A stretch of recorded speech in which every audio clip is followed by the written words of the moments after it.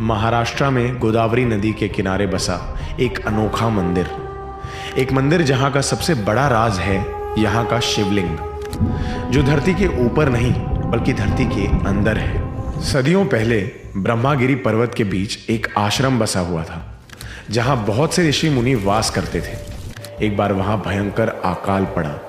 हर जीव पानी की एक एक बूंद के लिए तरसने लगा। इस पीड़ा से दुखी होकर गौतम ऋषि ने जल के देवता वरुण देव की आराधना की।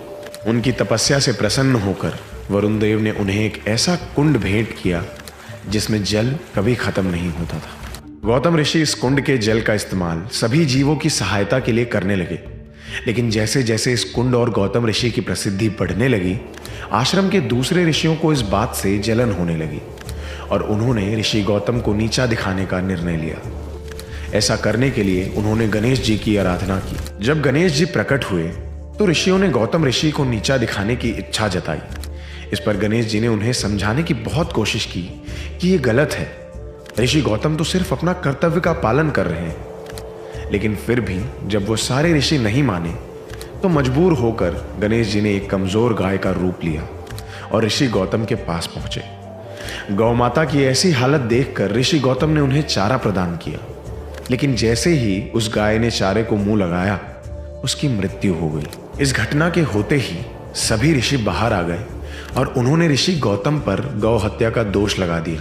सभी ऋषियों ने मिलकर ऋषि गौतम और देवी अहिल्या पर पत्थर फेंककर उन्हें आश्रम छोड़कर जाने पर मजबूर कर दिया।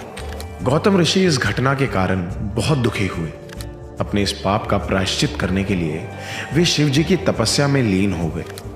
आखिरकार शिव जी ने उन्हें दर्शन दिए। तब उन्होंने महादेव के सामने गौ हत्या के पाप से मुक्ति पाने की इच्छा रखी।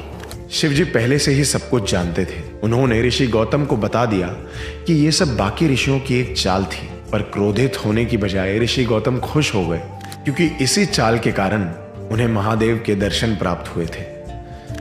और तब ऋषि गौतम ने सिर्फ अपने ही नहीं बल्कि सारी धरती के जीवों के उद्धार के लिए शिव जी से प्रार्थना की कि वो देवी गंगा को धरती पर प्रकट करें।